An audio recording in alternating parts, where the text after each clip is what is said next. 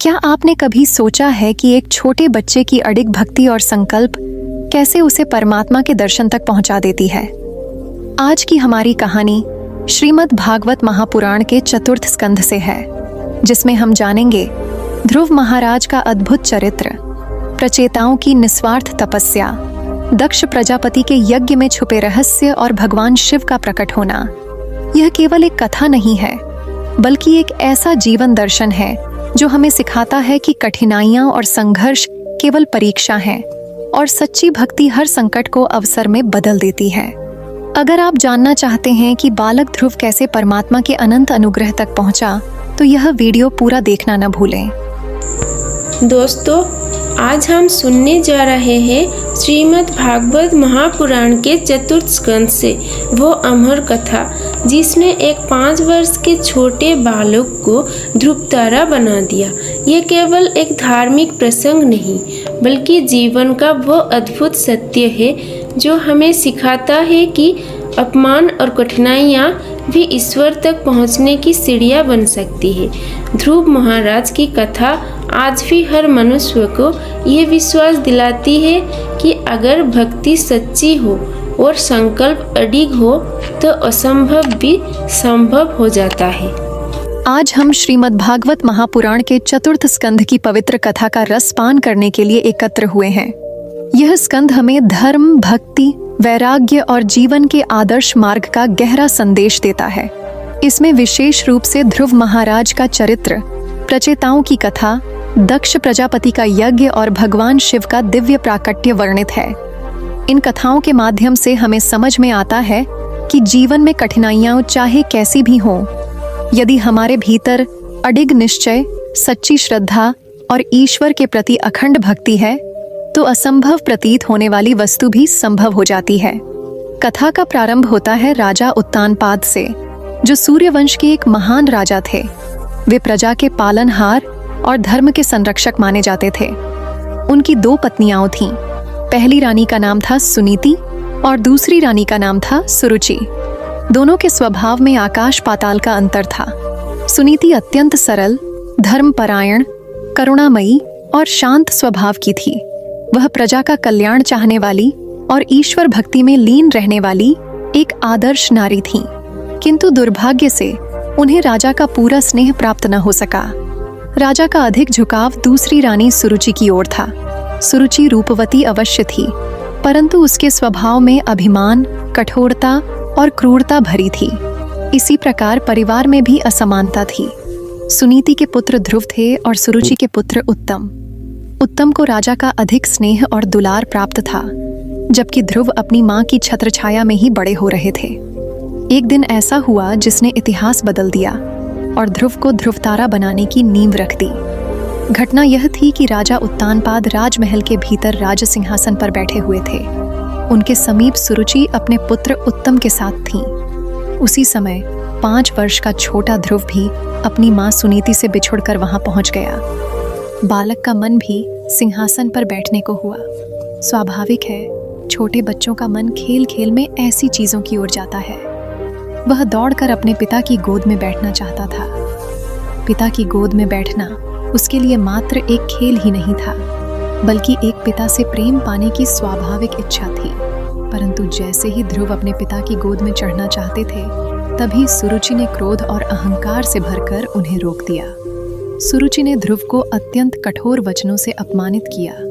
उसने कहा, हे ध्रुव, तुम्हें इस सिंहासन पर बैठने का कोई अधिकार नहीं है, क्योंकि तुम मेरी संतान नहीं हो। यदि तुम्हें सिंहासन चाहिए तो पहले मेरी कोख से जन्म लेना पड़ेगा।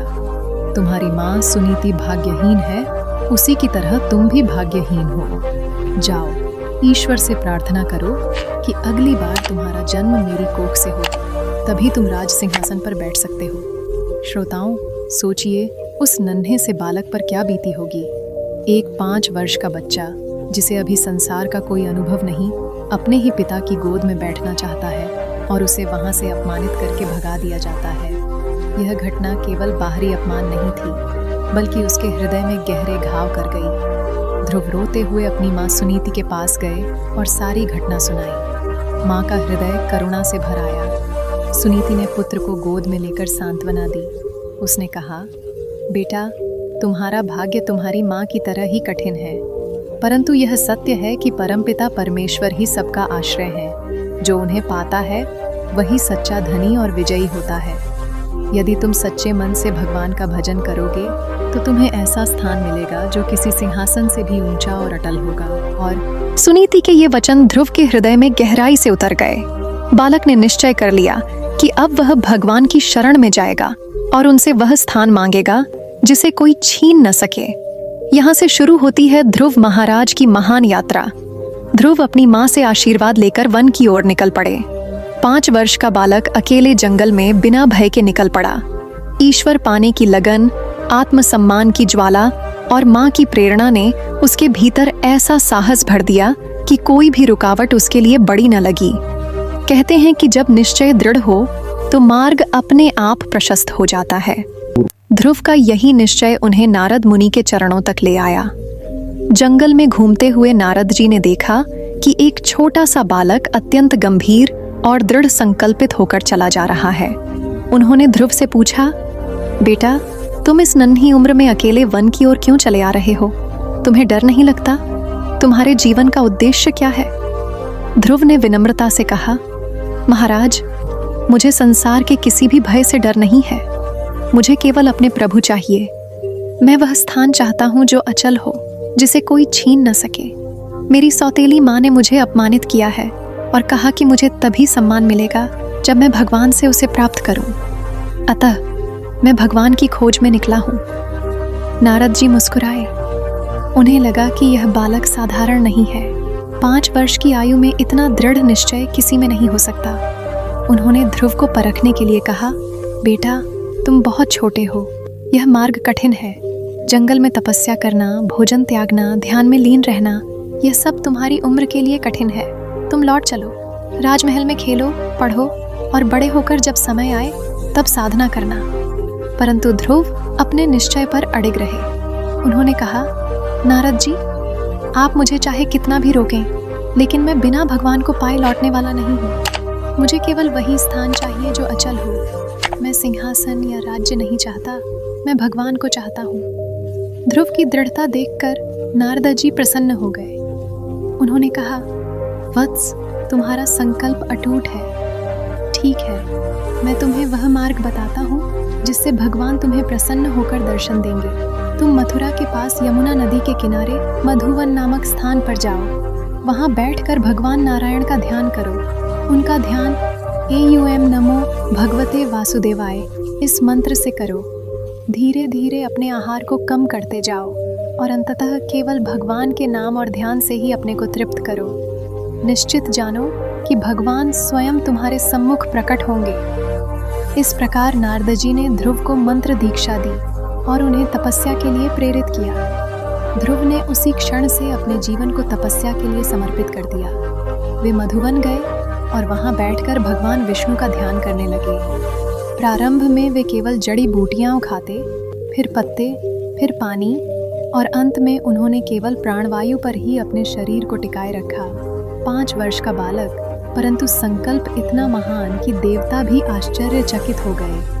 उनकी तपस्या ने त्रिलोक को हिला दिया। समस्त देवताओं ने जाकर भगवान विष्णु से प्रार्थना की कि ध्रुव को दर्शन दें, क्योंकि उनकी तपस्या से संपूर्ण ब्रह्मांड प्रभावित हो रहा था। श्रोताओं, यही है भक्ति की शक्ति। जब हृदय में शुद्ध निश्चय और अखंड भक्ति हो तो उम्र कोई बंधन नहीं, परिस्थितियां कोई रोक नहीं और साधन कोई कमी नहीं रह जाते। ध्रुव इस सत्य के प्रमाण बन गए।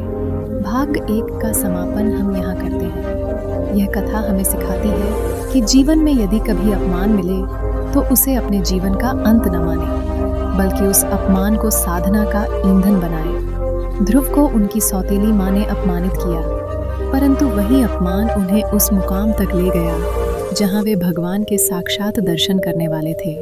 जय श्री राधा कृष्ण। प्रिय मित्र, वीडियो को शुरू करने से पहले आइए प्रार्थना करें। हे कृष्ण, जो भी भक्त आज ये अमृत वाणी को सुन रहा है, उनके जीवन में आपका कृपा सदा बनी रहे और उनके सभी कष्ट दूर हो। मित्र, ये अद्भुत वाणी को सुनने से पहले अपने विचार और भक्ति को व्यक्त करते हुए नीचे कमेंट में जय श्री राधे कृष्ण जरूर लिखें। आपकी ये भक्ति हमारी इस यात्रा को और भी पावन बनाएगी। यदि आप हमारी चैनल अमृत ज्ञान सागर में नए हैं तो अभी सब्सक्राइब करें और घंटी के बटन को दबाएं ताकि आप हमारे हर नई भक्ति यात्रा का हिस्सा बन सके। तो चलिए बिना देरी किए ये दिव्य यात्रा की ओर बढ़ते हैं। नमस्कार दोस्तों, आज हम आपको सुनाएंगे श्रीमद् भागवत महापुराण के चतुर्थ स्कंध की अद्भुत कथा। इसमें आप जानेंगे ध्रुव महाराज का बाल्यकाल और उनकी अडिग भक्ति, प्रचेताओं की निस्वार्थ तपस्या, दक्ष प्रजापति के यज्ञ के रहस्य और भगवान शिव का प्रकट होना। यह कहानी केवल इतिहास नहीं बल्कि जीवन का गहरा संदेश देती है कि कठिनाइयाँ और संघर्ष हमें मजबूत बनाते हैं और सच्ची भक्ति हर संकट को अवसर में बदल देती है। तो चलिए शुरू करते हैं इस दिव्य यात्रा को। हमने देखा कि कैसे 5 वर्ष के छोटे से ध्रुव ने अपमान को साधना की प्रेरणा बना लिया और वन की और भगवान को पाने के लिए निकल पड़े। आज हम उस अद्भुत प्रसंग को सुनेंगे जब नन्हा ध्रुव कठिन तपस्या के मार्ग पर चलकर स्वयं भगवान विष्णु के दर्शन पाता है। ये कथा केवल भक्ति का नहीं बल्कि अडिग निश्चय और आत्मबल का संदेश देती है। हमने देखा कि कैसे 5 वर्ष का नन्हा बालक ध्रुव अपनी सौतेली माता के अपमान और पिता के अनजाने स्नेह की कमी से प्रेरित होकर ईश्वर की प्राप्ति के लिए अकेले वन की ओर चला गया। उसने अपने जीवन का संपूर्ण लक्ष्य भगवान को पाने में निर्धारित कर दिया और नारद मुनि के उपदेशानुसार तपस्या का मार्ग अपनाया। ध्रुव की तपस्या अत्यंत कठोर और गंभीर थी। प्रारंभ में उनका शरीर छोटे छोटे पत्तों और जड़ी बूटियों पर निर्भर रहता था। धीरे धीरे उन्होंने केवल जल और सूर्य की किरणों को ही अपने पोषण का माध्यम बनाया। उनके हृदय में केवल एक ही लक्ष्य था, भगवान नारायण का ध्यान। 5 वर्ष का बालक जो खेल और बाल सुलभ आनंदों में खोया होना चाहिए था, उसने स्वयं को निर्जन वन में ईश्वर के ध्यान में समर्पित कर दिया।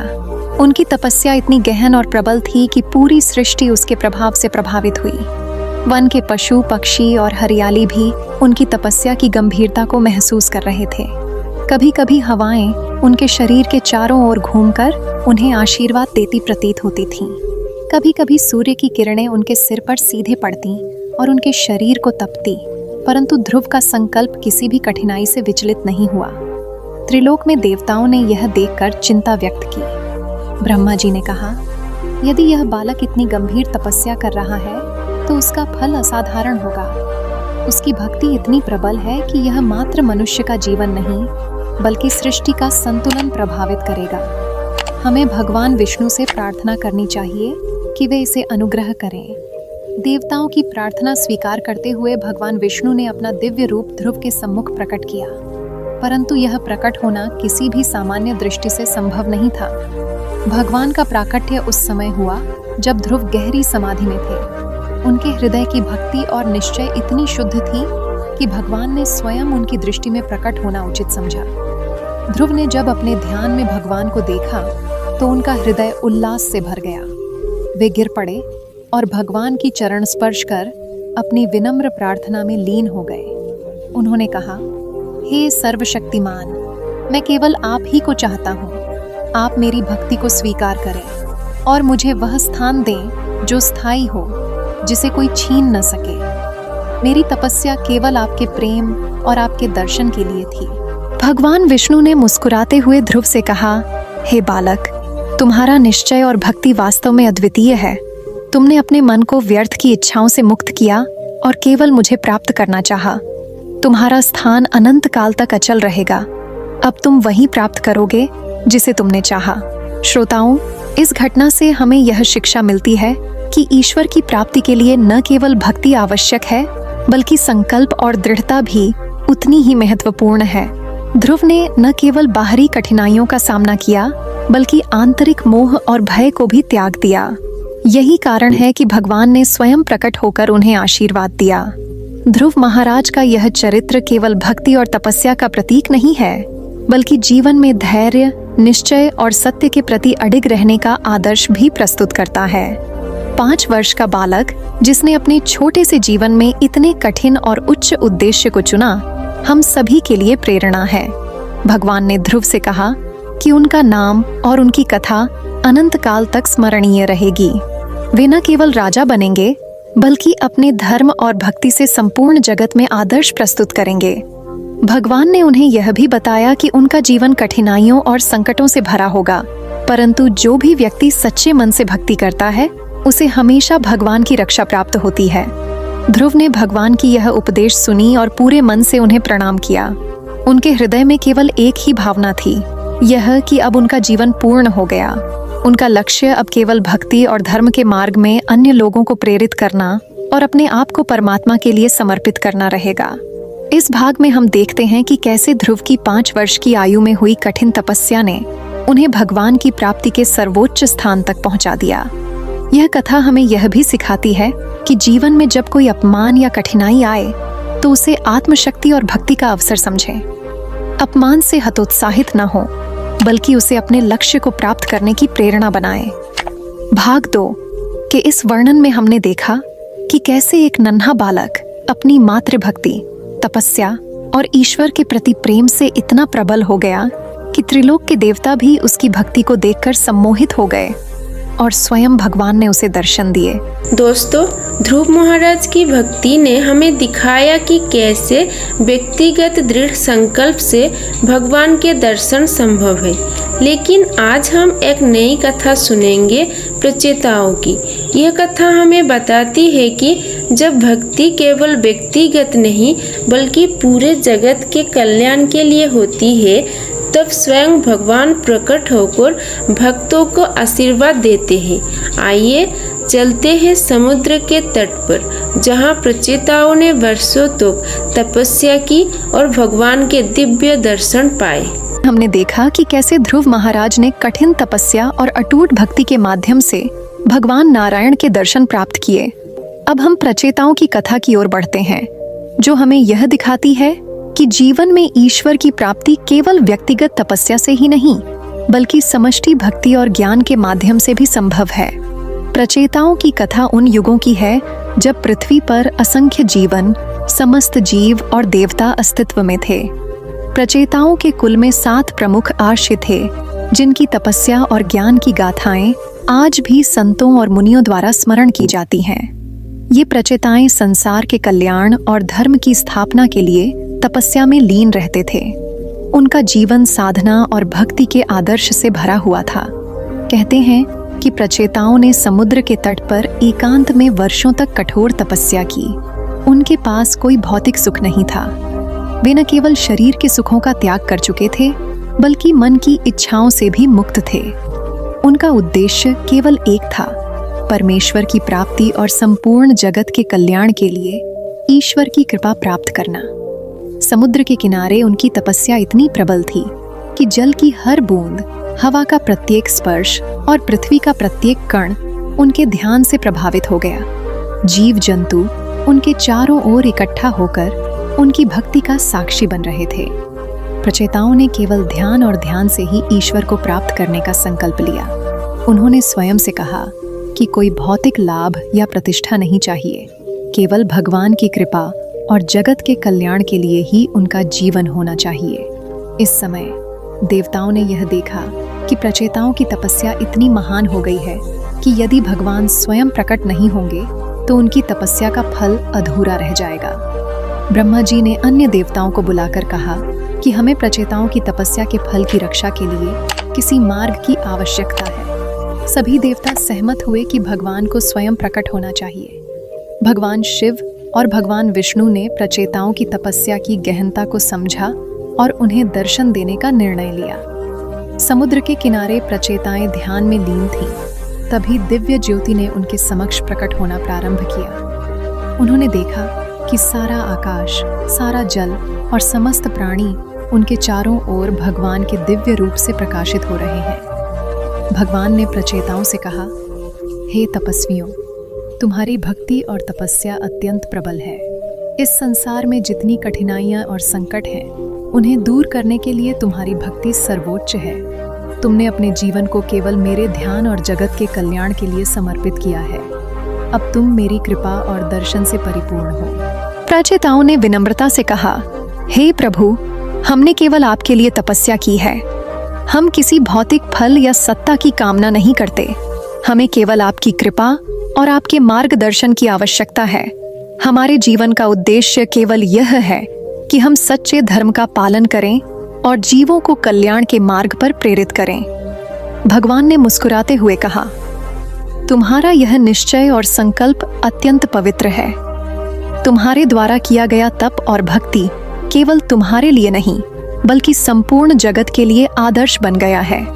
अब तुम वह शक्ति प्राप्त करोगे जिससे तुम संसार में धर्म की स्थापना कर सको और असत्य का नाश कर सको। इस प्रकार प्रचेताओं की तपस्या ने उन्हें न केवल आत्मज्ञान दिया, बल्कि भगवान के साक्षात दर्शन का सौभाग्य भी प्रदान किया। उनके जीवन में यह घटना एक नई शुरुआत थी, जो उन्हें सर्वशक्तिमान के सेवक और जगत के कल्याणकर्ता के रूप में स्थापित करती है। श्रोताओं, प्रचेताओं की कथा से हमें यह शिक्षा मिलती है कि केवल व्यक्तिगत लाभ और सुख के लिए तपस्या करना पर्याप्त नहीं है। यदि तपस्या का उद्देश्य उच्च और सबके कल्याण के लिए हो, तो वह तपस्या सच्ची भक्ति बन जाती है। और जब भक्ति और तपस्या की गहनता चरम पर होती है, तो भगवान स्वयं प्रकट होते हैं और मनुष्य को आशीर्वाद देते हैं। प्रचेताओं के जीवन से यह भी स्पष्ट होता है कि तपस्या और भक्ति केवल कठिनाइयों का सामना करने से ही सिद्ध नहीं होती। यह धैर्य, अडिग संकल्प और निस्वार्थ सेवा से भी जुड़ी होती है। उनका प्रत्येक दिन, उनका प्रत्येक क्रियाकलाप, उनके विचार और उनके निश्चय भगवान की प्राप्ति के लिए समर्पित था। यही कारण है कि भगवान ने उन्हें स्वयं दर्शन देकर सम्मानित किया। भाग 3 के इस विस्तार में हमने देखा कि कैसे प्रचेताओं की तपस्या, उनके निस्वार्थ जीवन और उनकी अडिग भक्ति ने उन्हें भगवान के साक्षात दर्शन की प्राप्ति कराई। यह कथा हमें यह संदेश देती है कि जीवन में किसी भी कठिन परिस्थिति या चुनौती से डरना नहीं चाहिए। यदि मनुष्य का निश्चय शुद्ध और उद्देश्य उच्च है, तो भगवान स्वयं उसकी सहायता के लिए प्रकट होते हैं। अगले भाग में हम ध्रुव और प्रचेताओं के अनुभवों के मध्य तुलना करेंगे, साथ ही दक्ष प्रजापति के यज्ञ का प्रसंग और भगवान शिव के प्रकट होने की महिमा का वर्णन करेंगे। यह हमें यह भी समझाएगा कि कैसे भक्ति, तपस्या और निश्चय तीनों मिलकर मनुष्य को परम लक्ष्य तक पहुंचाते हैं। दोस्तों, आपने ध्रुव महाराज और प्रचेताओं की भक्ति की गाथाएं सुनी, लेकिन आज की कथा और भी अद्भुत है। ये कथा है दक्ष प्रजापति के उस यज्ञ की जहाँ अहंकार और भक्ति का संघर्ष हुआ, और जब सती का हृदय पीड़ा से भर गया, तब स्वयं भगवान शिव दिव्य रूप में प्रकट होकर धर्म का सच्चा संदेश देते हैं। आइए सुनते हैं वो दिव्य प्रसंग जिसने संपूर्ण त्रिलोक को हिला दिया। हमने देखा कि कैसे ध्रुव महाराज और प्रचेताओं ने अपने जीवन को केवल ईश्वर की प्राप्ति और भक्ति के लिए समर्पित किया। उनके संकल्प और तपस्या के प्रभाव से संपूर्ण त्रिलोक प्रभावित हुआ। अब हम दक्ष प्रजापति के यज्ञ की महिमा और उसमें भगवान शिव के प्रकट होने की घटना की ओर बढ़ते हैं। दक्ष प्रजापति, जो सृष्टि के प्रारंभिक प्रजापतियों में से एक थे, अत्यंत महाशक्ति और धर्म के पालन में अग्रणी माने जाते थे। उनका यज्ञ संपूर्ण ब्रह्मांड में प्रसिद्ध था। यह यज्ञ केवल धार्मिक अनुष्ठान नहीं था, बल्कि उस यज्ञ में संपूर्ण लोकों का कल्याण और धर्म की स्थिरता निहित थी। सभी देवता, आशी मुनि और प्रजा यज्ञ में उपस्थित होते और उसकी महिमा का गुणगान करते। यज्ञ का अवसर अत्यंत महत्वपूर्ण था, क्योंकि इस यज्ञ में दक्ष प्रजापति ने स्वयं ईश्वर की महिमा के लिए एक दिव्य अनुष्ठान आयोजित किया। उन्होंने कहा कि यह यज्ञ उन लोगों के लिए है जो धर्म और भक्ति में पूर्ण निष्ठा रखते हैं। सभी देवता, अर्श और मनुष्य यज्ञ स्थल पर उपस्थित हुए। वातावरण दिव्य प्रकाश से प्रकाशित हो गया। यज्ञ के प्रारंभ में दक्ष प्रजापति ने सभी उपस्थितों को संबोधित करते हुए कहा कि यह अनुष्ठान केवल भगवान की कृपा प्राप्त करने और संपूर्ण जगत में धर्म की स्थापना के लिए है। उन्होंने यह भी कहा कि इस यज्ञ में कोई भी अप्रसन्न मन, ईर्ष्या या अहंकार लिए हुए व्यक्ति उपस्थित न हो। यज्ञ स्थल पर शुद्ध मन और सच्चे हृदय वाले ही शामिल हों। इस अवसर पर माता सती, जो भगवान शिव की अर्धांगिनी थीं, यज्ञ में उपस्थित हुईं। सती का हृदय यह देखकर दुखित हुआ कि यज्ञ में भगवान शिव को आमंत्रित नहीं किया गया, जबकि उनका नित्य कर्तव्य है कि वे धर्म की रक्षा और अनुष्ठान की सफलता में भाग लें। सती ने अपने हृदय की पीड़ा को प्रकट किया और प्रजापति दक्ष से अनुरोध किया कि वे भगवान शिव को आमंत्रित करें। परंतु दक्ष प्रजापति अपने अहंकार और गर्व के कारण भगवान शिव को बुलाने से इनकार कर दिया। सती का हृदय दुख और पीड़ा से भर गया। उन्होंने कहा कि धर्म और भक्ति की सच्ची भावना को न मानना और अपने अहंकार के कारण ईश्वर को आमंत्रित न करना अत्यंत ही असत्य और अन्याय है। इस कथन से यज्ञ स्थल पर उपस्थित सभी देवता और प्रजापति असहज हो गए। सती ने भगवान शिव की महिमा का वर्णन करते हुए कहा कि शिव केवल संहारक नहीं, बल्कि सृष्टि के पालनहार भी हैं। उनकी कृपा से सभी जीवों का कल्याण होता है और उनके ध्यान से संसार में स्थिरता बनी रहती है। सती के इस कठोर और अडिग संकल्प को देखकर भगवान शिव स्वयं प्रकट हुए। उनका प्रकट होना न केवल सृष्टि के लिए, बल्कि त्रिलोक के सभी प्राणियों के लिए अनिवार्य था। भगवान शिव का रूप अत्यंत दिव्य और भव्य था। उनके शरीर से प्रकाश का ऐसा प्रवाह हो रहा था कि यज्ञ स्थल पर उपस्थित सभी जीव मात्र उसके तेज से आलोकित हो गए।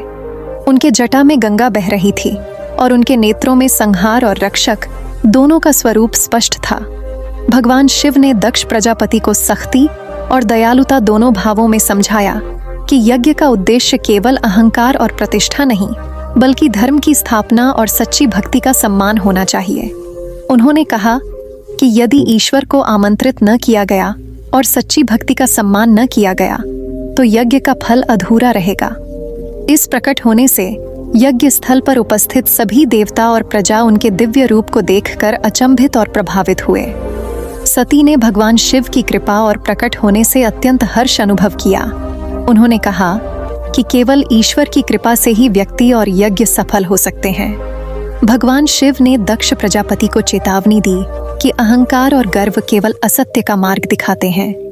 यदि कोई व्यक्ति ईश्वर के सम्मान और भक्ति के मार्ग से विचलित होता है, तो उसका जीवन अधूरा और कठिनाइयों से भरा रहेगा। यज्ञ स्थल पर उपस्थित सभी देवताओं और अरशियों ने भगवान शिव के दिव्य रूप का दर्शन किया और सती के निर्णय की सराहना की। उनका यह प्रकट होना केवल यज्ञ की सफलता के लिए नहीं, बल्कि यह संदेश देने के लिए था कि सच्ची भक्ति और निष्ठा से बढ़कर कोई शक्ति नहीं है। भगवान शिव ने अपनी कृपा से यज्ञ को सफल बनाया। उनके प्रकट होने से यज्ञ स्थल पर दिव्य आनंद और शांति का वातावरण बन गया। दक्ष प्रजापति ने भी अपनी भूल स्वीकार की और भगवान शिव के सम्मान में यज्ञ को पूर्ण किया। इससे यह स्पष्ट हुआ कि अहंकार और गर्व से केवल अशांति और विफलता आती है, जबकि भक्ति, निष्ठा और सच्चाई से ही सफलता प्राप्त होती है। श्रोताओं, इस प्रसंग से हमें यह शिक्षा मिलती है कि जीवन में चाहे कितनी भी प्रतिष्ठा और शक्ति प्राप्त हो, यदि हम सच्ची भक्ति, सत्य और निष्ठा को नहीं मानते, तो हमारा प्रयास अधूरा रहता है। भगवान शिव का प्रकट होना केवल त्रिलोक के लिए नहीं, बल्कि प्रत्येक मनुष्य के लिए प्रेरणा का स्रोत है। उनके रूप, उनके आदेश और उनकी कृपा हमें सिखाती है कि जीवन में अहंकार छोड़कर भक्ति और निष्ठा की राह अपनानी चाहिए। भाग 4 का यह वर्णन हमें यह भी दिखाता है कि ईश्वर की शक्ति, भक्ति की महिमा और सच्चे हृदय की प्राप्ति के लिए कोई भी कठिनाई बाधक नहीं है। जैसा कि ध्रुव महाराज ने अपने जीवन में अनुभव किया, वैसे ही दक्ष प्रजापति के यज्ञ में सती और भगवान शिव की घटना से भी यह सिद्ध होता है कि ईश्वर की कृपा और भक्ति की शक्ति असीम है। अगले भाग में हम देखेंगे कि कैसे इन घटनाओं के बाद सृष्टि में स्थिरता और धर्म की स्थापना होती है और भगवान के दिव्य रूप के दर्शन से मनुष्य और देवता दोनों ही किस प्रकार प्रेरित होते हैं। दोस्तों, अब तक हमने देखा कि कैसे ध्रुव महाराज और प्रचेताओं की तपस्या और भक्ति ने उन्हें ईश्वर का साक्षात्कार कराया। परंतु इस कथा का सबसे गहरा संदेश है धर्म की स्थापना और उच्च आदर्श। आज हम देखेंगे कि कैसे ध्रुव और प्रचेताओं के जीवन ने न केवल उन्हें महान बनाया बल्कि संपूर्ण सृष्टि को सत्य, निष्ठा और भक्ति की राह दिखाई। प्रिय श्रोताओं, पिछले भाग में हमने देखा कि कैसे दक्ष प्रजापति के यज्ञ में भगवान शिव का प्रकट होना, सती की भक्ति और निष्ठा ने यज्ञ को पूर्ण सफलता प्रदान की।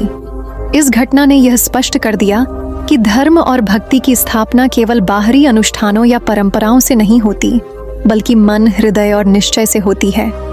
अब हम इस प्रसंग से आगे बढ़ते हैं और देखते हैं कि कैसे सृष्टि में स्थिरता आती है और किस प्रकार ध्रुव महाराज तथा प्रचेताओं के जीवन के आदर्श संपूर्ण जगत को प्रेरित करते हैं।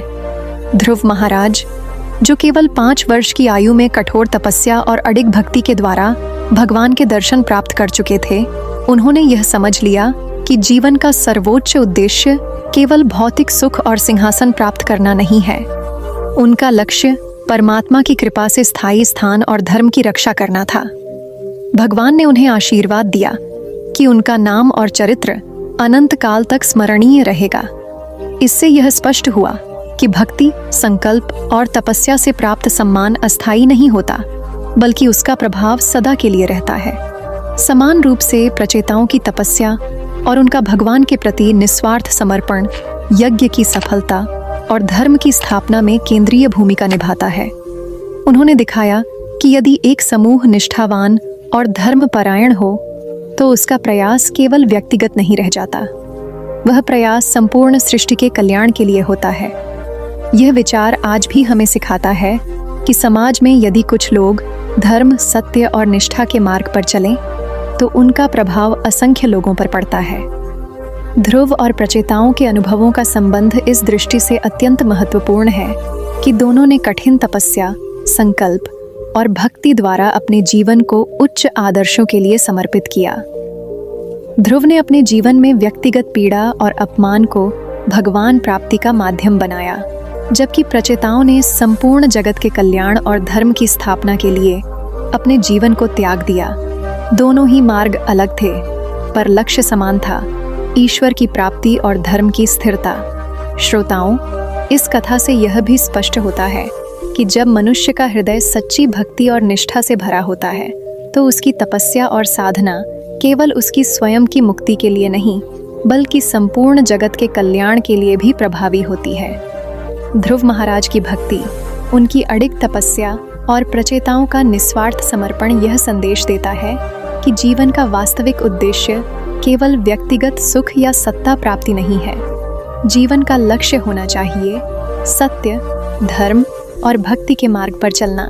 सृष्टि में धर्म की स्थिरता इसी प्रकार सुनिश्चित होती है जब देवता, ऋषि, मुनि और निष्ठावान साधक एकत्र होकर ईश्वर की सेवा और भक्ति में लीन रहते हैं तो उनके प्रयासों से संपूर्ण लोकों में स्थिरता और शांति आती है। यज्ञ और तपस्या केवल बाहरी कर्म नहीं है, बल्कि वे हृदय की निष्ठा और परमात्मा के प्रति प्रेम का प्रतीक हैं। दक्ष प्रजापति के यज्ञ में भगवान शिव के प्रकट होने से यह स्पष्ट हो गया कि यदि भक्ति और तपस्या में निष्ठा और समर्पण नहीं होगा तो यज्ञ और अनुष्ठान का फल अधूरा रहेगा। ध्रुव और प्रचेताओं के जीवन से हमें यह शिक्षा मिलती है कि कठिनाइयाँ, अपमान, संघर्ष और परिश्रम केवल बाधाएं नहीं हैं। यदि उन्हें सही दृष्टिकोण और संकल्प के साथ देखा जाए तो वे उच्च आदर्श और धर्म की प्राप्ति के अवसर बन जाते हैं। ध्रुव ने अपने अपमान और कठोर तपस्या से न केवल भगवान का साक्षात्कार पाया, बल्कि उसने संपूर्ण संसार में निष्ठा और भक्ति का आदर्श प्रस्तुत किया। प्रचेताओं ने अपने तप और यज्ञ से दिखाया कि निस्वार्थ भक्ति और धर्म की स्थापना में कोई भी प्रयास व्यर्थ नहीं जाता। इस प्रकार ध्रुव महाराज और प्रचेताओं का चरित्र हमें यह सिखाता है कि जीवन का सर्वोच्च आदर्श केवल भौतिक लाभ और सत्ता नहीं है। असली महानता वह है जो भक्ति, तपस्या, सत्य और निष्ठा के माध्यम से प्राप्त होती है।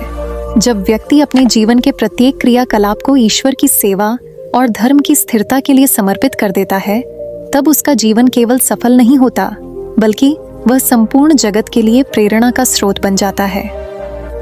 भाग 5 के इस वर्णन में हमने देखा कि कैसे सृष्टि में धर्म की स्थापना होती है और ध्रुव तथा प्रचेताओं के अनुभव और आदर्श इस स्थिरता को सुनिश्चित करते हैं। यही संदेश हमें यह देता है कि जीवन में कठिनाइयों और संघर्षों से डरने की आवश्यकता नहीं है। यदि संकल्प, भक्ति और निष्ठा अडिग हो तो व्यक्ति स्वयं और संपूर्ण जगत के लिए प्रेरणा स्रोत बन सकता है। अगले भाग में हम इस कथा को और आगे बढ़ाते हुए ध्रुव महाराज के राज्याभिषेक, उनकी भक्ति और संसार में उनके प्रभाव का विस्तार से वर्णन करेंगे। दोस्तों, अब तक हमने देखा कि कैसे ध्रुव महाराज ने अपनी तपस्या और भक्ति से भगवान का साक्षात्कार किया और संसार में धर्म की स्थापना हुई। लेकिन अब कहानी एक नया मोड़ लेती है जब भगवान विष्णु स्वयं उन्हें राज्याभिषेक का वरदान देते हैं। यह केवल एक राजतिलक नहीं था, बल्कि भक्ति, धर्म और आदर्श नेतृत्व का प्रतीक था। आज हम जानेंगे कि कैसे ध्रुव महाराज ने अपने शासन को केवल सत्य नहीं बल्कि ईश्वर की सेवा और समाज कल्याण का मार्ग बना दिया। हमने देखा कि कैसे ध्रुव महाराज और प्रचेताओं की तपस्या, संकल्प और भक्ति से सृष्टि में धर्म और स्थिरता की स्थापना हुई। अब हम ध्रुव महाराज के राज्याभिषेक और उनके शासन काल की घटनाओं की ओर बढ़ते हैं। इस प्रसंग में हमें यह समझने का अवसर मिलता है कि भक्ति और धर्म केवल व्यक्तिगत मुक्ति का साधन नहीं है, बल्कि संसार के कल्याण और शासन में भी उनका महत्व अनंत है। ध्रुव महाराज का राज्याभिषेक अत्यंत दिव्य और प्रेरणादायक था। भगवान विष्णु ने उनकी तपस्या और भक्ति का प्रमाण स्वरूप उन्हें साम्राज्य के सर्वोच्च पद पर प्रतिष्ठित किया। उनका राज्याभिषेक केवल एक राजसी विधि नहीं था, बल्कि यह सत्यम, धर्म और भक्ति के मार्ग का प्रतीक था। संपूर्ण राज्य, जिसमें लोग, पशु पक्षी और देवता भी शामिल थे, उनके आदर्श और नीतियों के अनुसार चलने लगे। ध्रुव महाराज ने राज्याभिषेक के समय कहा कि उनका शासन केवल सत्ता और साम्राज्य की वृद्धि के लिए नहीं होगा। उनका लक्ष्य था कि राज्य में प्रत्येक व्यक्ति धर्म, सत्य और भक्ति के मार्ग पर चले। उन्होंने कहा कि जब राजा स्वयं धर्म का पालन करता है और भक्ति में लीन रहता है, तभी उसका राज्य और प्रजा सुरक्षित और खुशहाल रह सकती है। यह संदेश आज भी प्रत्येक शासक और नेता के लिए प्रेरणा स्रोत है। ध्रुव महाराज ने अपने शासनकाल में कई ऐसे निर्णय लिए जो केवल न्याय और भक्ति पर आधारित थे। उन्होंने कहा कि किसी भी व्यक्ति का अपमान, अन्याय या शोषण सहन नहीं किया जाएगा। यदि कोई अपने कर्तव्य का पालन नहीं करेगा तो उसे समझाया जाएगा और सुधार का अवसर दिया जाएगा। उनका शासन केवल कठोर नियमों का पालन नहीं था, बल्कि लोगों के हृदय में भक्ति, प्रेम और सहिष्णुता का विकास करना भी उनका उद्देश्य था। ध्रुव महाराज के राज्याभिषेक के पश्चात उनका जीवन एक आदर्श उदाहरण बन गया। वे न केवल अपने राज्य के लिए प्रेरक थे, बल्कि उनके जीवन और कृत्यों से संपूर्ण संसार के लोग भक्ति और धर्म के महत्व को समझने लगे।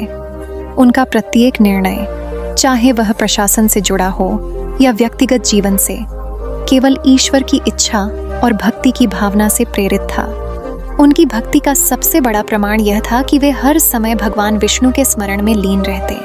वे किसी भी परिस्थिति में चिंता या भय में नहीं पड़ते। उनके हृदय में केवल एक ही भावना रहती, ईश्वर की सेवा और धर्म की स्थापना। इस आदर्श से यह स्पष्ट होता है कि भक्ति और निष्ठा केवल साधना तक सीमित नहीं होती, बल्कि इसे दैनिक जीवन, प्रशासन और समाज सेवा में भी लागू किया जा सकता है। ध्रुव महाराज का जीवन हमें यह भी सिखाता है कि कठिनाइयां और संघर्ष केवल परीक्षा के अवसर हैं। उनके बाल्यकाल में आए अपमान और कठिनाइयां उन्हें कमजोर नहीं कर पाए, बल्कि उन्होंने उसे अपने संकल्प और भक्ति को मजबूत करने का साधन बनाया। यही कारण है कि वे 5 वर्ष की उम्र में भगवान के दर्शन प्राप्त करने में सक्षम हुए और अंततः राज्याभिषेक के योग्य बने। उनका शासनकाल ऐसा था कि उनके साम्राज्य में प्रत्येक प्राणी सुखी और सुरक्षित था। लोग केवल राजा के आदेशों का पालन नहीं करते थे, बल्कि उनके आदर्श और जीवन शैली से प्रेरित होकर धर्म, भक्ति और निष्ठा का पालन करते थे। यह दर्शाता है कि सच्चा नेतृत्व केवल शक्ति और अधिकार के आधार पर नहीं, बल्कि धर्म, भक्ति और आदर्शों के आधार पर होना चाहिए। श्रोताओं, ध्रुव महाराज के जीवन का यह भाग हमें यह शिक्षा देता है कि जीवन में यदि लक्ष्य उच्च और उद्देश्य शुद्ध हो तो व्यक्ति न केवल अपने लिए बल्कि संपूर्ण संसार के लिए प्रेरणा बन सकता है। भक्ति केवल मंदिरों, अनुष्ठानों या पूजा तक सीमित नहीं है। इसे शासन, समाज सेवा और हर क्रिया में लागू किया जा सकता है। यही ध्रुव महाराज के जीवन का महान आदर्श है। भाग 6 के इस वर्णन में हमने देखा कि कैसे ध्रुव महाराज का राज्याभिषेक और उनका शासनकाल केवल सत्ता और अधिकार के लिए नहीं, बल्कि धर्म, भक्ति और निष्ठा के आदर्श स्थापित करने के लिए था। उनके जीवन से यह स्पष्ट होता है कि जीवन का सर्वोच्च उद्देश्य केवल व्यक्तिगत लाभ नहीं, बल्कि संपूर्ण जगत के कल्याण और ईश्वर की प्राप्ति है। अगले भाग में हम देखेंगे कि ध्रुव महाराज का प्रशासन और उनके द्वारा स्थापित भक्ति मार्ग के परिणाम तथा कैसे उनके जीवन की कथाएं आने वाली पीढ़ियों के लिए प्रेरणा बनती हैं। दोस्तों, अब तक हमने देखा कि कैसे ध्रुव महाराज का राज्याभिषेक हुआ और उन्होंने धर्म और भक्ति के आदर्श स्थापित किए। लेकिन एक राजा की असली पहचान केवल राजसिंहासन से नहीं होती, बल्कि उसके प्रशासन और नेतृत्व से होती है। आज हम जानेंगे कि कैसे ध्रुव महाराज ने अपने शासन को केवल शक्ति का प्रतीक नहीं, बल्कि भक्ति और धर्म का जीवंत आदर्श बना दिया। उनका प्रशासन केवल कानून नहीं था, बल्कि लोगों के हृदय में भक्ति और सत्य की ज्योति जलाने का माध्यम था। हमने देखा कि कैसे ध्रुव महाराज का राज्याभिषेक हुआ और उनका शासन केवल सत्ता और अधिकार के लिए नहीं, बल्कि धर्म, भक्ति और निष्ठा के आदर्श स्थापित करने के लिए था। अब हम आगे बढ़ते हैं और देखते हैं कि उनके शासन काल में प्रशासनिक आदर्श और भक्ति की स्थिरता किस प्रकार बनी। ध्रुव महाराज का शासन अन्य किसी भी शासक के शासन से भिन्न था। उन्होंने अपने राज्य में न्याय, धर्म और भक्ति को सर्वोच्च प्राथमिकता दी। उनके लिए प्रशासन का मतलब केवल कानून लागू करना नहीं था, बल्कि लोगों के हृदय में धर्म, सत्य और निष्ठा की भावना उत्पन्न करना भी था। वे प्रत्येक निर्णय में ईश्वर की कृपा और भक्ति की भावना को ध्यान में रखते थे। उनका प्रशासन अत्यंत सुव्यवस्थित और न्याय संगत था। उन्होंने यह सुनिश्चित किया कि उनके राज्य के प्रत्येक नागरिक को न्याय और सुरक्षा मिले, अत्याचार और अन्याय की कोई संभावना न हो। राज्य में धन, संसाधन और शक्ति का उपयोग केवल धर्म और भक्ति की स्थिरता के लिए किया जाता था। इस प्रकार उनका शासन न केवल शक्तिशाली था, बल्कि आदर्शपूर्ण और प्रेरक भी था। ध्रुव महाराज का जीवन अपने आप में एक शिक्षाप्रद उदाहरण था। वे हर समय भगवान विष्णु के स्मरण में लीन रहते। उनके हृदय में भक्ति और निष्ठा की भावना इतनी प्रबल थी कि उनके शासन के दौरान राज्य में न केवल शांति और स्थिरता बनी, बल्कि लोगों में धर्म और भक्ति का विकास भी हुआ। लोग केवल नियमों का पालन नहीं करते थे, बल्कि ध्रुव महाराज के आदर्शों और जीवन शैली से प्रेरित होकर अपने जीवन में धर्म और भक्ति को अपनाते थे। उनके प्रशासन का एक विशेष पहलू यह था कि वे प्रत्येक प्रजा को आत्मसम्मान और स्वतंत्रता देते। वे नहीं चाहते थे कि लोग केवल आदेशों का पालन करें। उन्हें यह समझ था कि जब व्यक्ति स्वतंत्र रूप से धर्म और भक्ति का पालन करता है, तभी उसका जीवन पूर्ण और स्थिर होता है। यही कारण था कि उनके राज्य में लोगों में अत्यंत अनुशासन, सहिष्णुता और सेवा की भावना थी। ध्रुव महाराज के जीवन से हमें यह शिक्षा भी मिलती है कि नेतृत्व केवल शक्ति और अधिकार के लिए नहीं होता। सच्चा नेतृत्व वह है जो धर्म, भक्ति और निष्ठा के आधार पर समाज में स्थिरता और कल्याण स्थापित करे। उनके प्रशासन में यह स्पष्ट दिखाई देता है कि जब राजा स्वयं धर्म और भक्ति के मार्ग पर चलता है, तो उसके राज्य और प्रजा भी उसी मार्ग का अनुसरण करते हैं। उनकी भक्ति और निष्ठा का सबसे बड़ा प्रमाण यह था कि वे प्रत्येक कार्य में ईश्वर का स्मरण करते, चाहे वह युद्ध की तैयारी हो, राज सिंहासन पर बैठना हो या प्रजा के न्याय का निर्णय देना हो। ध्रुव महाराज हमेशा अपने हृदय में भगवान विष्णु की स्मृति रखते। यही कारण है कि उनका शासन केवल भौतिक साम्राज्य नहीं, बल्कि आध्यात्मिक साम्राज्य के रूप में भी प्रतिष्ठित हुआ। श्रोताओं, ध्रुव महाराज के जीवन से हम यह सीख सकते हैं कि जीवन में सफलता केवल शक्ति और साम्राज्य प्राप्त करने में नहीं है। असली सफलता उस व्यक्ति की होती है जो धर्म, भक्ति, सत्य और निष्ठा के मार्ग पर चलकर अपने जीवन को प्रेरणा स्रोत बनाता है। ध्रुव महाराज ने यह सिद्ध किया कि कि यदि हृदय शुद्ध और संकल्प अडिग हो तो व्यक्ति न केवल अपने लिए बल्कि संपूर्ण जगत के लिए प्रेरणा बन सकता है। भाग 7 के इस वर्णन में हमने देखा कि कैसे ध्रुव महाराज का प्रशासन, उनके शासन में भक्ति और धर्म की स्थिरता और उनके जीवन के आदर्श आने वाली पीढ़ियों के लिए मार्गदर्शन बनते हैं।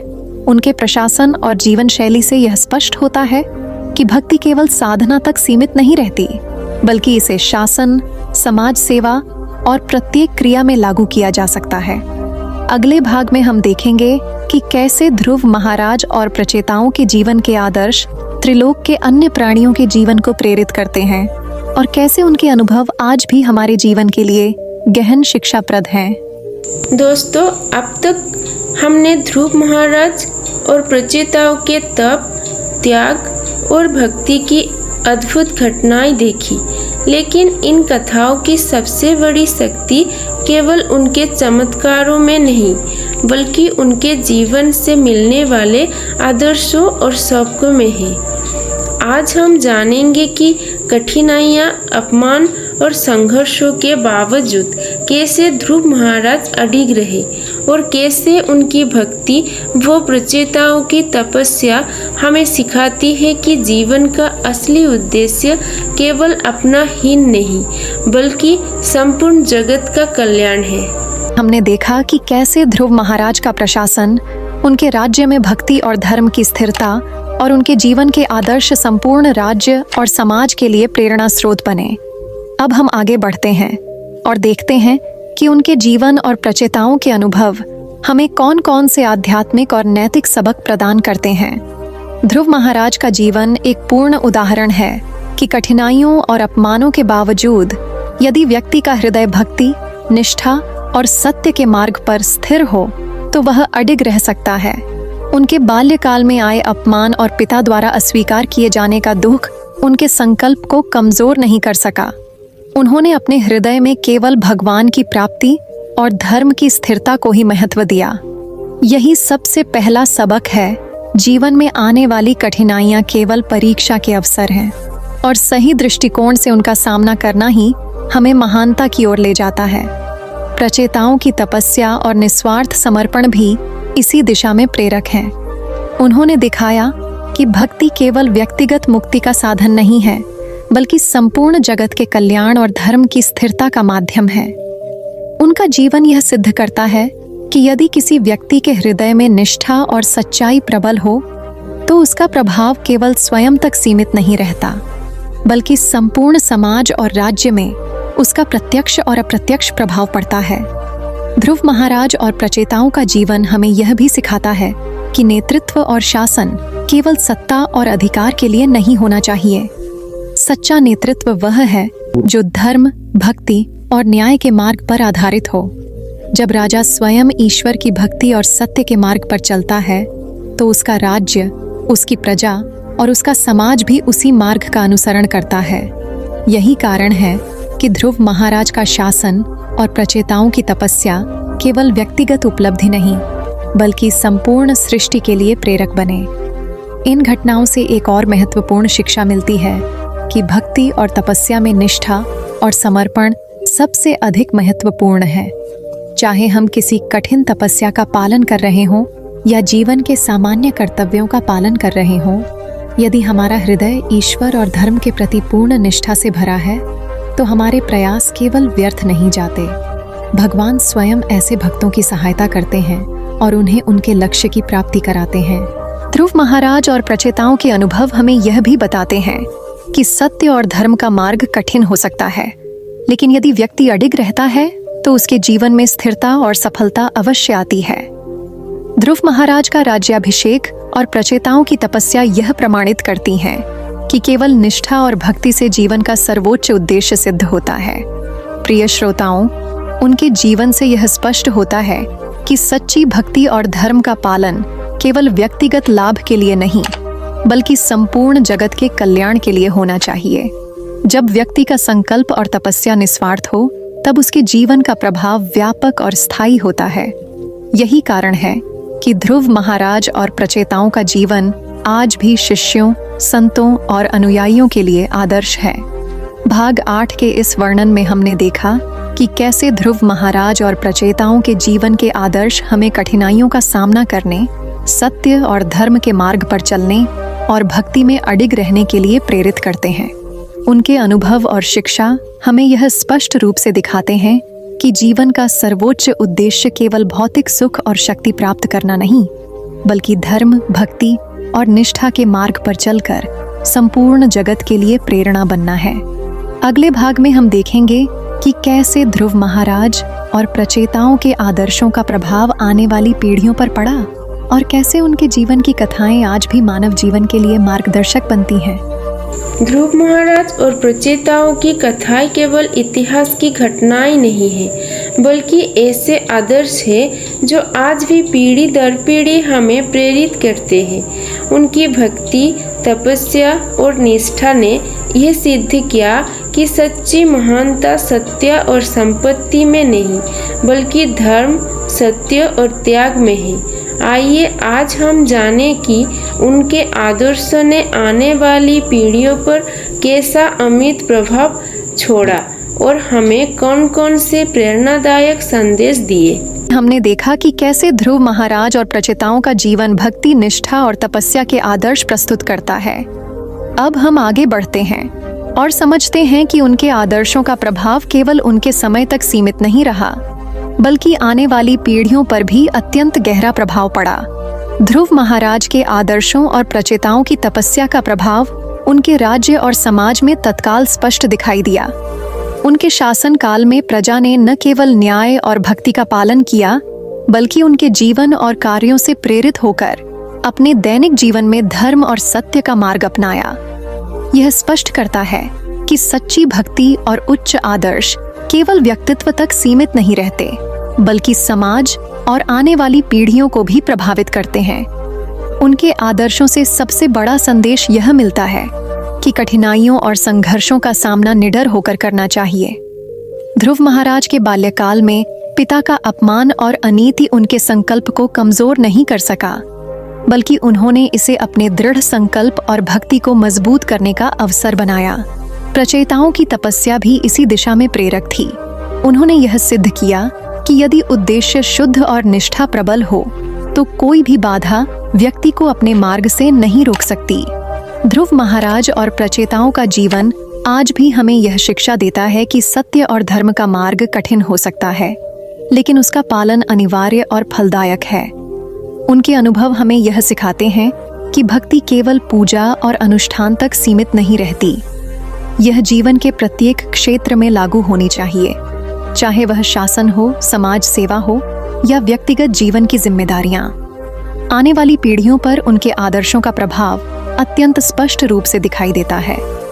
उनके जीवन के अध्ययन से युवा पीढ़ी यह समझती है कि सफलता केवल भौतिक उपलब्धियों से नहीं, बल्कि धर्म, भक्ति और नैतिक आदर्शों के पालन से प्राप्त होती है। ध्रुव महाराज के शासनकाल में उनके अनुयायियों ने देखा कि जब नेता स्वयं धर्म और भक्ति के मार्ग पर चलते हैं, तो समाज में स्थिरता, शांति और समृद्धि स्वतः उत्पन्न होती है। उनके जीवन से एक अन्य महत्वपूर्ण संदेश यह भी मिलता है कि नेतृत्व का वास्तविक अर्थ केवल शक्ति और अधिकार नहीं, बल्कि धर्म और भक्ति के मार्ग पर चलकर समाज के कल्याण के लिए मार्गदर्शन करना है। ध्रुव महाराज और प्रचेताओं ने यह सिद्ध किया कि यदि हृदय निष्ठा और भक्ति से भरा हो, तो उनके कृत्य और निर्णय केवल स्वयं तक सीमित नहीं रहते, बल्कि संपूर्ण समाज और आने वाली पीढ़ियों को प्रेरित करते हैं। प्रिय श्रोताओं, उनका जीवन हमें यह भी सिखाता है कि असली महानता केवल सत्ता और समृद्धि में नहीं, बल्कि चरित्र, भक्ति, तपस्या और निष्ठा में है। ध्रुव महाराज का राज्य और प्रचेताओं की तपस्या इस बात का प्रमाण है कि जीवन का सर्वोच्च उद्देश्य केवल व्यक्तिगत सुख या सम्मान प्राप्त करना नहीं, बल्कि संपूर्ण जगत के कल्याण और धर्म की स्थिरता सुनिश्चित करना होना चाहिए। भाग 9 के इस वर्णन में हमने देखा कि कैसे ध्रुव महाराज और प्रचेताओं के जीवन के आदर्श आने वाली पीढ़ियों पर स्थायी प्रभाव डालते हैं। उनके अनुभव और शिक्षाएं आज भी मानव जीवन के लिए प्रेरक हैं। उनके जीवन की कथाएं हमें सिखाती हैं कि कठिनाइयां केवल अवसर हैं, संघर्ष केवल परीक्षा है और सत्य, भक्ति एवं निष्ठा ही जीवन का सर्वोच्च मार्ग है। अगले भाग में हम देखेंगे कि कैसे ध्रुव महाराज और प्रचेताओं के आदर्श आज के समाज में लागू किए जा सकते हैं और उनके अनुभवों से हम अपने जीवन में किस प्रकार नैतिक और आध्यात्मिक मार्ग अपनाएं। ध्रुव महाराज और प्रचेताओं की कथा केवल पुरानी कहानियाँ नहीं है, बल्कि आज भी हमारे जीवन के लिए मार्गदर्शन है। उनके आदर्श हमें यह सिखाते हैं कि भक्ति, निष्ठा और सत्य केवल आध्यात्मिक जीवन तक सीमित नहीं, बल्कि शिक्षा, परिवार, समाज और नेतृत्व हर जगह आवश्यक है। आइए आज हम समझते हैं कि इन आदर्शों को आधुनिक जीवन में कैसे अपनाया जा सकता है और कैसे ये हमें सफलता और संतुलन दोनों की ओर ले जाते हैं। हमने देखा कि ध्रुव महाराज और प्रचेताओं के जीवन के आदर्शों ने उनके समय में सृष्टि और समाज पर गहरा प्रभाव डाला। अब हम आगे बढ़ते हैं और यह समझते हैं कि उनके अनुभव और शिक्षाएं आज के आधुनिक जीवन में किस प्रकार मार्गदर्शन प्रदान कर सकती हैं। ध्रुव महाराज के जीवन से सबसे पहले हमें यह सीख मिलती है कि कठिनाइयां और संघर्ष हमारे विकास का अवसर है। बाल्यकाल में उन्हें अपने पिता से अपमान और अस्वीकार का सामना करना पड़ा, परंतु उन्होंने इसे अपनी भक्ति और संकल्प को मजबूत करने का माध्यम बनाया। आज के समाज में भी हमें यही सीख मिलती है कि जीवन में आने वाली कठिन परिस्थितियां केवल परीक्षा हैं और यदि हम उन्हें धैर्य, निष्ठा और सत्य के मार्ग पर सामना करें तो वे हमें और अधिक सशक्त बनाती हैं। उनका जीवन यह भी स्पष्ट करता है कि सच्ची भक्ति और निष्ठा केवल पूजा या अनुष्ठान तक सीमित नहीं होती। भक्ति का असली अर्थ है अपने जीवन के प्रत्येक क्रियाकलाप में धर्म और ईश्वर के आदर्शों को अपनाना, चाहे वह शिक्षा का क्षेत्र हो, व्यवसाय हो, परिवार का पालन पोषण हो या समाज सेवा हो। भक्ति और नैतिकता का पालन हर क्षेत्र में होना चाहिए। आधुनिक जीवन में यह शिक्षा अत्यंत महत्वपूर्ण है, क्योंकि आज लोग केवल परिणाम और सफलता में व्यस्त हैं, लेकिन ध्रुव महाराज हमें यह याद दिलाते हैं कि मार्ग की शुद्धता और संकल्प की अडिगता अधिक महत्वपूर्ण है। प्रचेताओं की तपस्या और उनके निस्वार्थ समर्पण का आधुनिक जीवन में संदेश यह है कि समाज और मानवता के लिए किया गया कार्य सर्वोच्च है। आज यदि हम केवल अपने व्यक्तिगत लाभ के लिए कार्य करते हैं तो वह सीमित और अस्थायी होता है, परंतु यदि हम अपने प्रयास समाज, धर्म और मानवता की भलाई के लिए समर्पित करें तो उसका प्रभाव स्थायी और व्यापक होता है। ध्रुव महाराज और प्रचेताओं का जीवन यह भी सिखाता है कि सत्य और धर्म का पालन कठिन हो सकता है, लेकिन उसकी महत्ता सर्वोपरि है। आधुनिक जीवन में कई बार लोग छोटे मोटे लाभ या सुविधा के लिए धर्म और सत्य का मार्ग छोड़ देते हैं। उनका आदर्श हमें यह याद दिलाता है कि यदि हम अपने नैतिक और आध्यात्मिक सिद्धांतों के प्रति अडिग रहेंगे तो हमारे निर्णय और जीवन केवल सफल नहीं होंगे, बल्कि आने वाली पीढ़ियों के लिए भी प्रेरक बनेंगे। ध्रुव महाराज के शासन और उनके आदर्शों से यह स्पष्ट होता है कि सच्चा नेतृत्व शक्ति और अधिकार में नहीं, बल्कि धर्म और नैतिकता में होता है। आधुनिक समाज में चाहे वह राजनीतिक नेतृत्व हो, व्यावसायिक नेतृत्व हो या पारिवारिक नेतृत्व हो, जब नेतृत्वकर्ता अपने हृदय में सत्य, न्याय और भक्ति को सर्वोपरि मानता है, तब समाज और संगठन स्थिर और समृद्ध होते हैं। प्रिय श्रोताओं, उनके जीवन से हमें यह भी सीख मिलती है कि व्यक्तिगत सफलता और आध्यात्मिक सफलता एक दूसरे के पूरक हैं। यदि हम केवल भौतिक सुख, प्रतिष्ठा और सत्ता के पीछे भागेंगे तो जीवन शून्य और अधूरा रहेगा, परंतु यदि हम भक्ति, सत्य और धर्म के मार्ग पर चलेंगे तो भौतिक और आध्यात्मिक दोनों प्रकार की सफलता स्वतः हमारे जीवन में आएगी। भाग 10 के इस वर्णन में हमने देखा कि कैसे ध्रुव महाराज और प्रचेताओं के आदर्श आज के आधुनिक जीवन में भी अनुप्रयोग योग्य हैं। उनके अनुभव और शिक्षाएं हमें यह स्पष्ट रूप से दिखाती हैं कि कठिनाइयों का सामना धैर्य से करें, हर क्रिया में भक्ति और नैतिकता अपनाएं, समाज और मानवता के लिए निस्वार्थ कार्य करें और सत्य और धर्म के मार्ग पर अडिग रहें। यही उनका संदेश और मार्गदर्शन आज भी हमारे लिए प्रासंगिक और प्रेरक है। अब हम चतुर्थ स्कंध के समग्र सार और मुख्य संदेशों पर नजर डालेंगे। इस स्कंध में ध्रुव महाराज और प्रचेताओं के जीवन के आदर्श, उनकी भक्ति, तपस्या और निष्ठा ने हमें यह सिखाया कि कठिनाइयाँ केवल परीक्षा है और उनका सामना दृढ़ संकल्प से करना ही जीवन को महान बनाता है। आइए जानते हैं इस स्कंद से मिलने वाले उच्चतम शिक्षाएं और मार्गदर्शन। अब हम चतुर्थ स्कंद के समग्र सार और उसके प्रमुख संदेशों पर ध्यान देंगे। इस स्कंद में हमें अनेक दिव्य कथाएं और जीवन के गहन संदेश प्राप्त हुए। ध्रुव महाराज का बाल्यकाल, उनकी कठिन तपस्या, भगवान का प्रकट होना, प्रचेताओं की निस्वार्थ तपस्या, दक्ष प्रजापति का यज्ञ और भगवान शिव का प्रकट होना, इन सभी घटनाओं ने जीवन के उच्च आदर्श, भक्ति और धर्म के मार्ग को उजागर किया।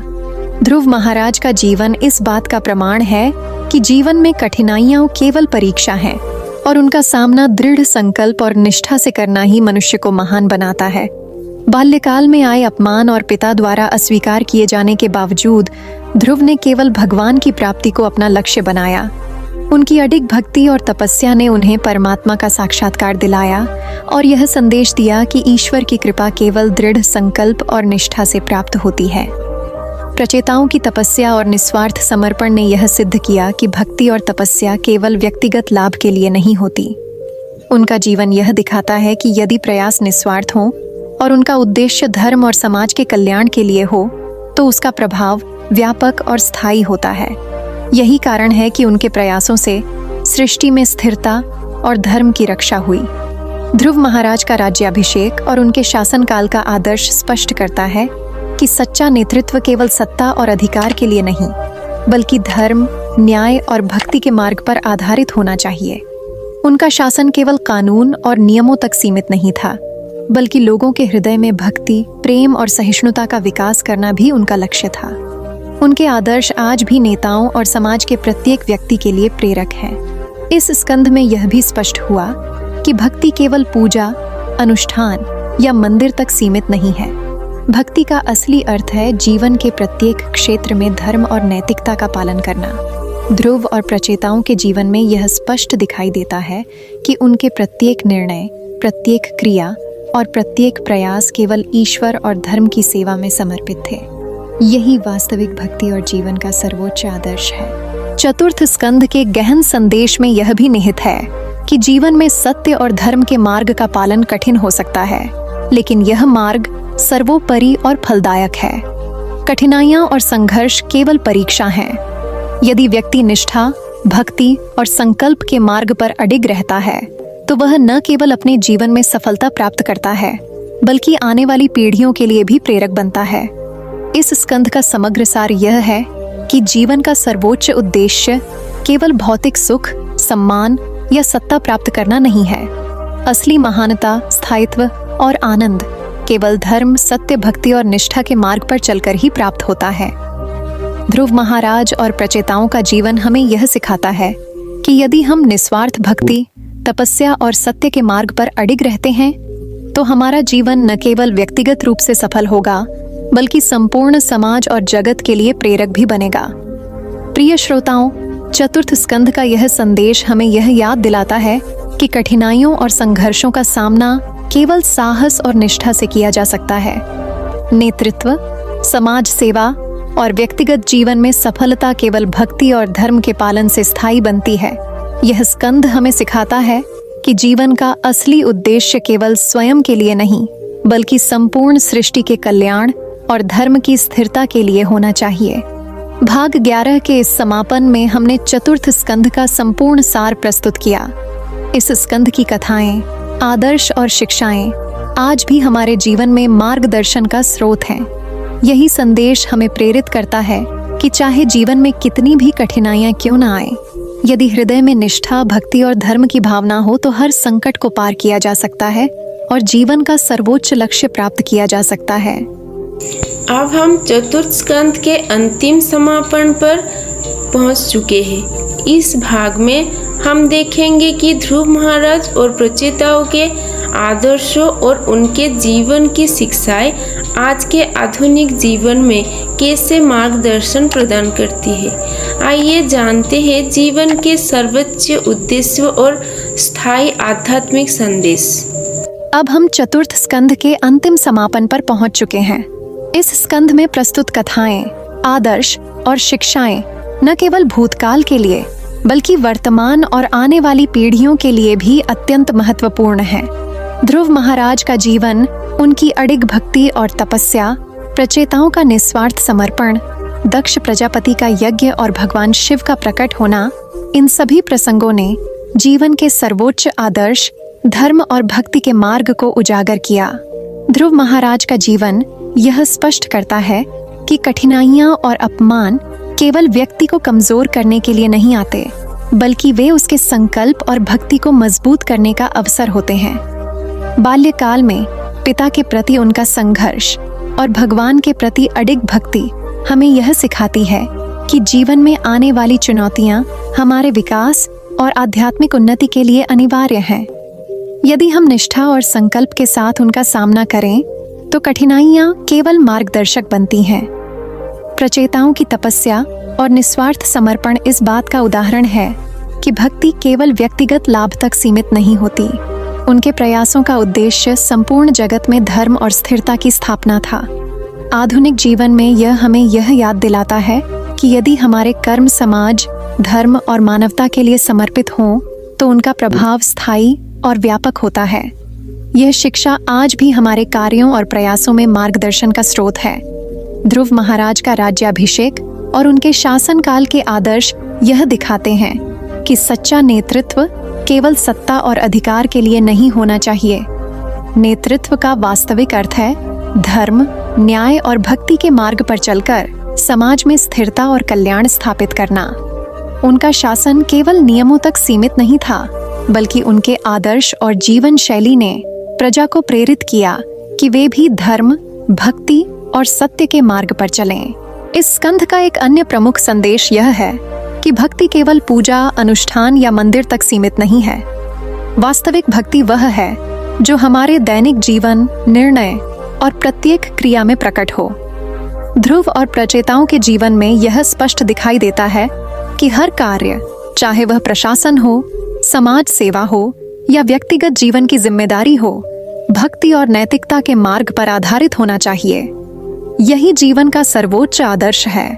चतुर्थ स्कंध का समापन यह भी स्पष्ट करता है कि सत्य और धर्म के मार्ग का पालन कठिन हो सकता है, लेकिन उसकी महत्ता सर्वोपरि है। कठिनाइयां केवल परीक्षा हैं। यदि व्यक्ति निष्ठा, भक्ति और संकल्प के मार्ग पर अडिग रहता है तो वह न केवल अपने जीवन में सफलता प्राप्त करता है, बल्कि आने वाली पीढ़ियों के लिए भी प्रेरक बनता है। यही कारण है कि ध्रुव महाराज और प्रचेताओं का जीवन आज भी मानव जीवन के लिए आदर्श है। प्रिय श्रोताओं, इस स्कंध की कथाएं और शिक्षाएं हमें यह याद दिलाती हैं कि जीवन का सर्वोच्च उद्देश्य केवल भौतिक सुख और सत्ता प्राप्त करना नहीं है। असली महानता, स्थायित्व और आनंद केवल धर्म, सत्य, भक्ति और निष्ठा के मार्ग पर चलकर ही प्राप्त होता है। यदि हम अपने जीवन को निष्ठा, समर्पण और भक्ति से भरते हैं तो न केवल हम व्यक्तिगत रूप से सफल होते हैं, बल्कि संपूर्ण समाज और आने वाली पीढ़ियों के लिए प्रेरणा बनते हैं। आज के आधुनिक जीवन में भी यह संदेश अत्यंत प्रासंगिक है। हमारे सामने आने वाली कठिनाइयां, समाज की चुनौतियां और व्यक्तिगत समस्याएं केवल मार्गदर्शक हैं। यदि हम ध्रुव महाराज और प्रचेताओं के आदर्शों को अपनाएं, हर क्रिया में भक्ति और नैतिकता को प्राथमिकता दें और निष्ठा एवं समर्पण के साथ अपने कर्तव्यों का पालन करें, तो हमारे जीवन में स्थिरता, शांति और आध्यात्मिक उन्नति निश्चित है। भाग 12 के इस अंतिम समापन में हम कह सकते हैं कि चतुर्थ स्कंध न केवल भक्ति और तपस्या की कथा है, बल्कि जीवन का सर्वोच्च मार्गदर्शन भी है। यह हमें सिखाता है कि कठिनाइयां अवसर हैं, संघर्ष परीक्षा है और भक्ति, सत्य और धर्म ही जीवन के वास्तविक लक्ष्य हैं। यही संदेश और मार्गदर्शन आज भी हमारे लिए प्रेरक है और आने वाली पीढ़ियों को भी उज्जवल मार्ग प्रदान करते रहेंगे। अब हम चतुर्थ स्कंध की गहन और दिव्य कथाओं के समग्र सारांश पर पहुंच चुके हैं। इस स्कंध में प्रस्तुत प्रत्येक घटना, प्रत्येक पात्र और प्रत्येक संवाद न केवल धार्मिक और आध्यात्मिक दृष्टि से महत्वपूर्ण है, बल्कि जीवन, धर्म, भक्ति और मानवता के सर्वोच्च आदर्शों की झलक भी प्रस्तुत करता है। ध्रुव महाराज की अद्वितीय भक्ति, उनके बाल्यकाल में आए अपमान और कठिनाइयों के प्रति उनका अडिग संकल्प, उनकी निष्ठा और तपस्या प्रचेताओं का निस्वार्थ समर्पण, दक्ष प्रजापति का यज्ञ और भगवान शिव का प्रकट होना, इन सभी घटनाओं ने जीवन के सर्वोच्च आदर्श और सच्ची भक्ति के मार्ग को उजागर किया है। ध्रुव महाराज का जीवन एक ऐसा उदाहरण है जो यह प्रमाणित करता है कि जीवन में कठिनाइयाँ, अपमान, असफलताएं और परास्तियाँ केवल व्यक्ति को कमजोर करने के लिए नहीं आती, बल्कि ये कठिनाइयाँ जब व्यक्ति उन्हें धैर्य, साहस, संकल्प और अडिग निष्ठा के साथ सामना करता है तो उसके जीवन को उच्चतम आध्यात्मिक और नैतिक स्तर पर ले जाती है। ध्रुव के बाल्यकाल में पिता के कठोर व्यवहार और समाज की उपेक्षा ने उनके हृदय में केवल भगवान और भक्ति के प्रति अडिग प्रेम को जन्म दिया। उनके संकल्प और तपस्या ने उन्हें परमात्मा के दर्शन कराए और यह संदेश दिया कि भक्ति और निष्ठा के मार्ग पर चलने वाला हर व्यक्ति अंततः ईश्वर की अनंत कृपा और मार्गदर्शन का अधिकारी बनता है। प्रचेताओं का जीवन और उनकी तपस्या भी इसी दिशा में अत्यंत प्रेरक है। उन्होंने यह सिखाया कि भक्ति और तपस्या केवल व्यक्तिगत मुक्ति के लिए नहीं, बल्कि संपूर्ण सृष्टि और समाज के कल्याण के लिए होनी चाहिए। उनके निस्वार्थ प्रयास और ईश्वर के प्रति समर्पण का प्रभाव इतना व्यापक था कि उसने संपूर्ण ब्रह्मांड में धर्म और स्थिरता की स्थापना की। आधुनिक जीवन में भी यह हमें यह शिक्षा देता है कि यदि हमारे कर्म निस्वार्थ और समाज, धर्म और मानवता के कल्याण के लिए समर्पित हों, तो उनका प्रभाव केवल स्वयं तक सीमित नहीं रहता, बल्कि आने वाली पीढ़ियों को भी प्रेरित करता है। ध्रुव महाराज के राज्याभिषेक और उनके शासनकाल के आदर्श यह स्पष्ट करते हैं कि सच्चा नेतृत्व केवल सत्ता और अधिकार के लिए नहीं होना चाहिए। वास्तविक नेतृत्व वह है जो न्याय, धर्म और भक्ति के मार्ग पर आधारित हो और समाज में स्थायित्व, शांति और कल्याण स्थापित करे। उनके शासन में केवल कानून और नियमों का पालन नहीं होता था, बल्कि उन्होंने यह सुनिश्चित किया कि प्रजा के हृदय में भी धर्म, भक्ति, प्रेम और सहिष्णुता का विकास हो। यही कारण है कि उनका शासनकाल आदर्श और प्रेरक बन गया और उनके अनुभव आज भी शासकों, विद्यार्थियों और समाज के प्रत्येक व्यक्ति के लिए मार्गदर्शक हैं। इस स्कंध का एक अत्यंत महत्वपूर्ण संदेश यह है कि भक्ति केवल पूजा, अनुष्ठान या मंदिर तक सीमित नहीं है। वास्तविक भक्ति वह है जो हमारे दैनिक जीवन, निर्णय और प्रत्येक क्रिया में प्रकट हो। ध्रुव और प्रचेताओं के जीवन में यह स्पष्ट दिखाई देता है कि प्रत्येक क्रिया, चाहे वह प्रशासन, समाज सेवा, परिवार का पालन पोषण या व्यक्तिगत कर्तव्य हो, उसे भक्ति, नैतिकता और धर्म के मार्ग पर आधारित होना चाहिए। यही जीवन का सर्वोच्च आदर्श और सर्वोच्च लक्ष्य है।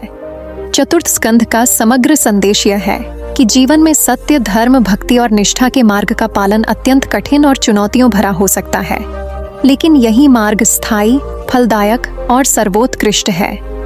कठिनाइयाँ और संघर्ष केवल परीक्षा हैं। यदि हम संकल्प, निष्ठा और भक्ति के मार्ग पर अडिग रहते हैं तो न केवल हमारा व्यक्तिगत जीवन सफल होगा, बल्कि हमारे निर्णय और कर्म आने वाली पीढ़ियों के लिए प्रेरक बनेंगे।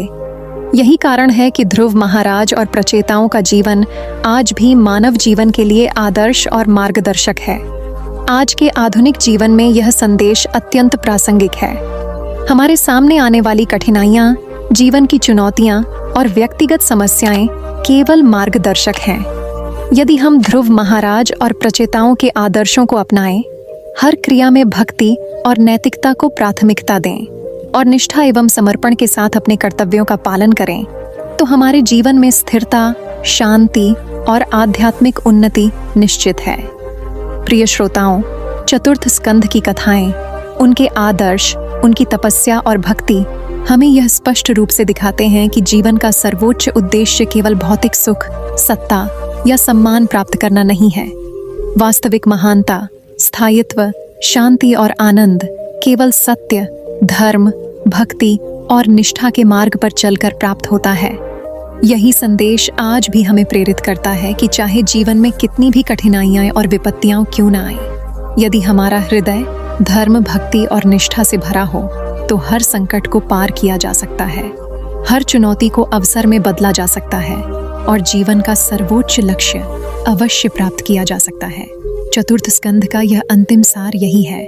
जीवन का हर क्षण, हर अनुभव, हर संघर्ष और हर सफलता भक्ति, तपस्या, सत्य और धर्म के मार्ग पर चलने से ही पूर्ण और सार्थक बनता है। यही आदर्श, यही मार्गदर्शन और यही संदेश हमारे जीवन को उच्चतम आध्यात्मिक और नैतिक मानकों पर ले जाने के लिए सदा प्रेरणा देता रहेगा। ध्रुव महाराज और प्रचेताओं की कथाएं केवल इतिहास नहीं, बल्कि जीवन के सर्वोच्च शिक्षाप्रद मार्गदर्शक हैं, जो समय और युग की सीमाओं से परे मानवता के लिए हमेशा प्रकाश स्तंभ बनकर चमकते रहेंगे। दोस्तों, यह थी श्रीमद् भागवत महापुराण के चतुर्थ स्कंद की अद्भुत कथा, जिसमें हमने देखा ध्रुव महाराज का अडिग संकल्प, प्रचेताओं की निस्वार्थ तपस्या, दक्ष प्रजापति के यज्ञ के रहस्य और भगवान शिव का दिव्य प्रकट होना। इस कहानी से हमें यही सीख मिलती है कि कठिनाइयाँ और संघर्ष केवल हमारी परीक्षा है और सच्ची भक्ति, निष्ठा और संकल्प हमें हमेशा परमात्मा की कृपा तक पहुंचाती है। अगर आपको ये कहानी पसंद आई हो तो लाइक और शेयर करना ना भूलें और ऐसे ही अद्भुत कथाओं के लिए हमारे चैनल को सब्सक्राइब करें।